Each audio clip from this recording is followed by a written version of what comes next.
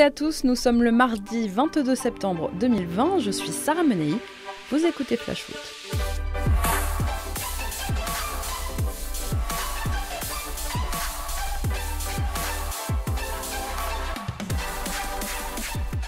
C'est reparti pour un tour. Álvaro Neymar, acte 8, scène 3, je vous en parlais hier, une chaîne de télévision brésilienne s'est fait aider d'experts en lecture labiale pour affirmer ce week-end que le défenseur espagnol de l'OM avait bel et bien insulté la star parisienne de Mono, donc de singe. Il n'en fallait pas plus pour que le sujet revienne au centre des débats. Énième rebondissement hier soir, maintenant c'est Neymar qui serait soupçonné d'insultes racistes contre Sakai, un vrai sketch. Selon la radio espagnole COP, le Brésilien aurait qualifié l'international japonais de chinois de merde, voilà. L'OM détiendrait même des images de l'altercation. Alors l'affaire a été mise en instruction par la Ligue qui devrait prendre en compte les dossiers vidéo préparés par les deux clubs, dossiers en cours d'élaboration. Sur les réseaux sociaux depuis 10 jours, on a vu fleurir des experts en lecture labiale, un joueur se prendre en photo avec ses coéquipiers devant un avion, un club voler au secours de son joueur sans même imaginer une seule seconde que les accusations de Neymar pourraient s'avérer exactes. Et maintenant ça. Sauf que dans cette histoire, les deux joueurs risquent gros. L'article 9 du règlement disciplinaire de la FFF prévoit 10 matchs de suspension en cas d'insulte raciste. Et au-delà du verdict de la Ligue, c'est surtout de la part des supporters que devrait arriver la véritable sanction. Un joueur raciste à Marseille, inconcevable. Bref, tout y est pour que la décision de la LFP soit particulièrement attendue. Vivement que ça s'arrête quand même. Allez, tour d'actu de nos 20 clubs de Ligue 1. On commence par Angers. À un an de la fin de son contrat à Southampton, Sofiane Bouffal disposerait d'un bon de sortie. Une information qui n'a pas échappé à son club formateur qui aurait tenté de le ramener à la maison. À en croire les infos de l'équipe ce matin, le SCO aurait établi un contact avec son ancien joueur sans que celui-ci ne donne pour l'instant suite. Le Betis Séville serait notamment intéressé. Mais je vous vois déjà, supporter angevin, rêver du retour de Bouffal à Raymond Kopa, un jour peut-être. À Bordeaux, maintenant, il y a une rumeur qui tourne depuis quelques jours et qui concerne là aussi le retour d'un ancien en Ligue 1, c'est Hatem Ben Arfa, qui intéresserait Jean-Louis Gasset. Ben Arfa, un joueur que le coach bordelais a connu lorsqu'il était adjoint de Laurent Blanc en équipe de France. Alors oui, sur le papier, Ben Arfa c'est séduisant, mais est-ce qu'on parle du Ben Arfa de Nice ou du Ben Arfa qui a joué 5 matchs en un an à Valladolid ? Est-ce qu'il est en forme ? Est-ce qu'il a envie ? Est-ce qu'il est prêt à faire un effort financier, à faire des concessions ? Oui, ça fait beaucoup de questions. À Brest, ce devrait être officiel dans les prochaines heures. Romain Philippotto devrait arriver, le milieu offensif du Nîmes Olympique, meilleur buteur du club la saison dernière, aurait même déjà signé son contrat, 2 ans, exactement la même durée qui lui restait à Nîmes. En Bretagne, il devrait être le titulaire au poste d'ailier gauche et donc piquer la place du jeune Romain Fèvre qui réalise pourtant un bon début de saison. Prix de la transaction compris entre 400 et 500 000 euros. Comme annoncé la semaine dernière, le gardien islandais Alex Runarsson quitte Dijon. À 25 ans, Runarsson vient de s'engager avec Arsenal pour être doublure de Bernd Leno. Arrivé au DFCO il y a 2 ans, il avait peu à peu perdu sa place de titulaire depuis l'arrivée d'Alfred Gomis. Runarsson, à qui il restait 2 ans de contrat, vient de signer 4 ans chez les Gunners. Supporter lensois, le club met en place un escape game à Bollaert, un jeu en immersion 100% RC Lens. Vous savez, ce sont ces jeux d'évasion. Les réservations ont débuté hier. Les prix vont de 19 à 31 € par personne pour des équipes devant aller de 3 à 7 joueurs. Le jeu débutera le 30 septembre avec 2 énigmes possibles. Panique au vestiaire, qui verra les participants enfermés dans un vestiaire avec l'objectif d'en sortir avant le retour des joueurs. Et l'autre énigme consistera à retrouver le président du Racing disparu depuis 2 semaines. Vous aurez 1 heure pour enquêter dans son bureau et découvrir ce qui s'est passé. Ça vous fait envie ? Rendez-vous sur escapebollard.com. Lille attend toujours de connaître la position de Jonathan Iconé, le milieu des Dogs courtisé notamment par l'Inter Milan, Naples ou encore Chelsea, devrait trancher entre rester une saison supplémentaire à Pierre-Mauroy ou faire le grand saut vers l'étranger. Après les ventes de Gabriel et d'Osimhen, voilà encore une vente qui pourrait rapporter un joli billet au LOSC. Une arrivée à signaler du côté de Lorient. Les Merlus et le club belge de Courtrai seraient tombés d'accord pour le transfert de l'attaquant nigérian Terem Moffi. Transaction comprise entre 7 et 8 millions d'euros, une durée de contrat de 5 ans. Le joueur de 21 ans n'était pas ce week-end dans le groupe de Courtrai pour affronter le Standard. Il est attendu en Bretagne dans les prochains jours. On continue notre tour des clubs dans un instant, mais avant ça, c'est l'heure de notre déclat du jour. Elle est signée Stéphane Moulin. Je suis inquiet, voilà ce qu'a déclaré l'entraîneur angevin après la lourde défaite 4-1 de son équipe dimanche à Montpellier. Il faut dire qu'à l'issue de la 4e journée, le SCO est 11e, ça va, mais a encaissé 6 buts et n'en a surtout marqué que 3. Avouons qu'Angers joue de malchance, coronavirus, blessure, Baptiste Santamaria, si précieux, parti à Fribourg, Rachid Alioui qui n'a toujours pas repris, Stéphane Moulin fait face à une cascade d'absents et en plus de ça, aucune recrue à l'horizon. Le SCO prête, vend, dégraisse, mais finalement, qui arrive ? Prochaine échéance dimanche avec la réception d'une équipe brestoise en grande forme. Alors peut-être que cet aveu de Stéphane Moulin était un appel du pied à sa direction à 2 semaines de la fin du mercato. Allez, on reprend notre tour des clubs, direction Lyon. Vous le savez, avec la Bundesliga, la Ligue 1 est le seul championnat du top 5 à avoir rouvert ses stades aux spectateurs avec cette jauge quand même de 5000 supporters. Mais la circulation active du Covid dans certaines régions en ce moment oblige les élus locaux à prendre de nouvelles mesures. Alors après Bordeaux et Marseille, c'est l'OL qui n'accueillera maintenant que 1000 personnes maximum au Groupama Stadium. Et ça commence dès le 4 octobre pour la réception de l'OM, une mesure prise cette semaine par le préfet du Rhône. Et si l'OM s'était un peu emballé ? Dimanche soir, André Villas-Boas a annoncé l'arrivée d'une pépite de 18 ans, le renfort offensif tant attendu du côté de Marseille.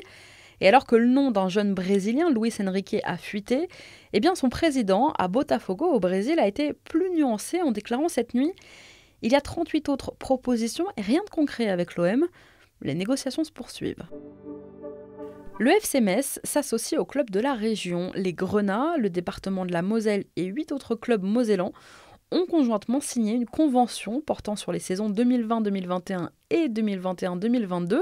Il s'agit en fait d'un partenariat qui vise à développer le repérage et la formation encadrée de jeunes joueurs.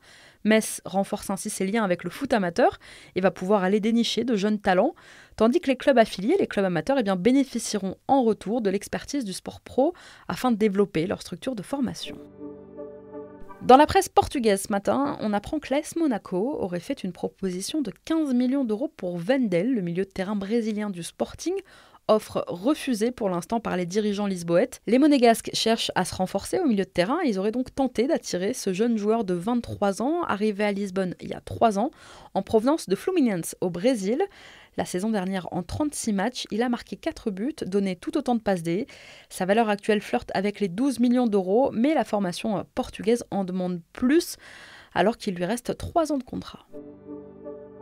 Des compliments bien mérités. Après la large victoire des Montpelliérains 4-1 face à Angers ce week-end, Michel Derzakarian et TJ Savanier, entre autres, ont reçu les louanges du très sérieux journal anglais The Guardian.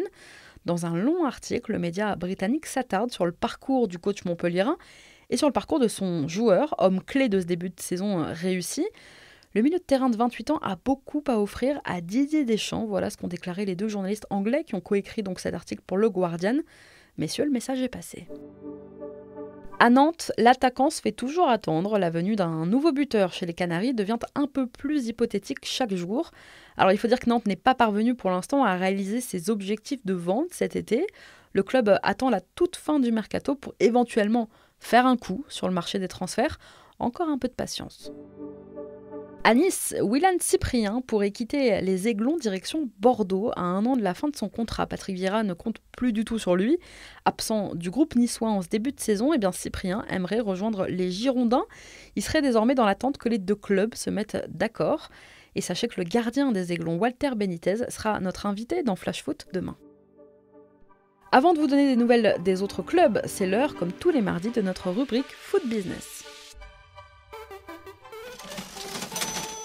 La semaine dernière, je vous parlais des abonnements dans les stades ou comment les clubs s'adaptent à la crise sanitaire actuelle.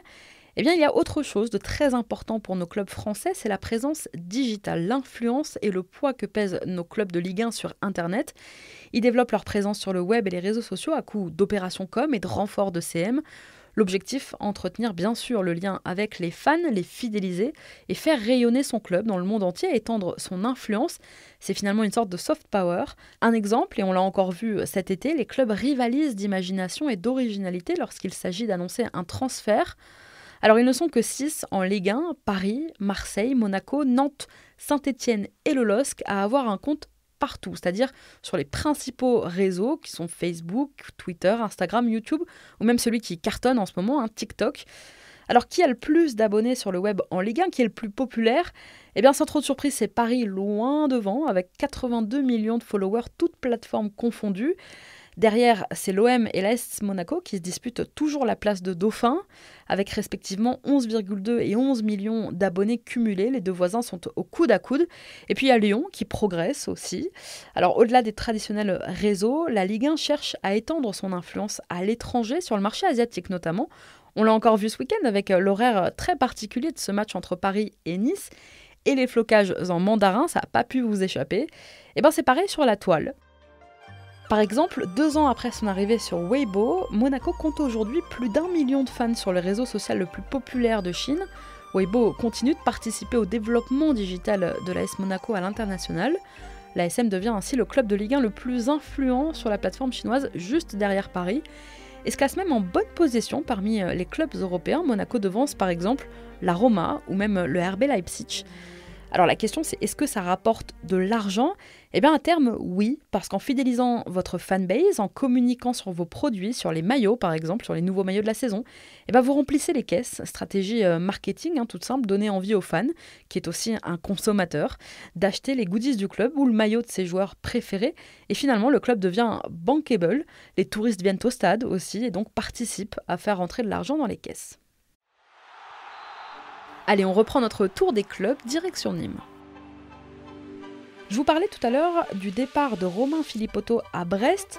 Eh bien, pour le remplacer, les Crocos penseraient à Diego Roland, l'ancien Bordelais qui a quitté la Ligue 1 il y a 2 ans, évolue aujourd'hui à La Corogne en 3e division espagnole, club mythique qui est descendu en 3e div. Eh bien, l'Uruguayen aurait donc donné son accord à Nîmes, mais des détails au sujet des clauses restent encore à régler entre les deux clubs. Paris va encore perdre l'un de ses jeunes. Corentin Louakima, 17 ans, va en effet quitter son club formateur et s'engager 3 ans avec l'AS Rome. Le jeune arrière-droit estimait ses chances assez réduites d'obtenir un contrat au PSG dans 1 an. Et donc Paris a accepté de le libérer pour qu'il rejoigne le club italien. À Reims, David Guillon prône l'optimisme. Après une belle saison dernière, les Rémois entament ce nouvel exercice en Ligue 1 dans la douleur. C'est très difficile en ce début de saison pour Reims, défait sur la pelouse de Metz 2-1 dimanche après-midi. Les Rémois n'ont récolté finalement au bout de 4 journées qu'un petit point et se retrouvent pour l'instant à la 19e place du classement. Mais bon, la prestation de ces hommes a rassuré le technicien rémois qui a déclaré « On est sur une mauvaise dynamique, c'est difficile, mais je trouve qu'il y a quand même des signaux positifs ». Eh bien tant mieux, David Guillon, parce que dimanche, les Rémois accueillent le Paris Saint-Germain. À Rennes, dénouement dans le dossier Edouard Mendy. Le gardien rennais part à Chelsea faire concurrence à un Kepa en grande difficulté depuis plusieurs mois. Le transfert du gardien rennais devrait être officialisé en milieu de semaine. Covid oblige, ce n'est pas à Londres mais à Berlin que Mendy passe actuellement sa visite médicale. Le montant du transfert tournerait autour de 25 millions d'euros, une somme dont pourrait se servir le Stade Rennais pour attirer Alfred Gomis, le gardien en grande forme que le DFCO tente absolument de retenir. Même s'il vient de prolonger avec Dijon, la tentation de disputer quand même la Ligue des Champions avec Rennes pourrait faire pencher la balance. C1 ou maintien, ça semble vite vu quand même. En attendant, c'est Romain Salin qui devrait assurer l'intérim à Rennes. Et il est bon de rappeler quand même que Mendy évoluait encore en CFA avec la réserve de l'OM il y a seulement 4 ans. Belle histoire. À Saint-Etienne, c'est Wesley Fofana qui aimerait bien lui aussi rejoindre la Première Ligue. Et les arguments des dirigeants stéphanois pour le retenir ne semblent rien y changer. À 19 ans, il veut céder à l'offre de Leicester. Absent du groupe stéphanois dimanche pour le déplacement à la Beaujoire, eh bien ces dernières heures, Wesley Fofana a tout simplement retiré toutes ses références à son club actuel sur ses réseaux sociaux. Je crois que le message est clair. Dernière info mercato, à 2 semaines maintenant de la clôture du marché, Mohamed Simakan partira pas à la recherche d'un défenseur central. Rennes aurait jeté son dévolu sur le jeune Strasbourgeois. Le club breton aurait entamé des discussions avec Strasbourg qui en réclame 20 millions d'euros. Mais l'Atalanta Bergame est également sur le coup. Merci à tous d'avoir été avec nous. C'était Sarah Menei, vous écoutiez Flash Foot. On se retrouve demain.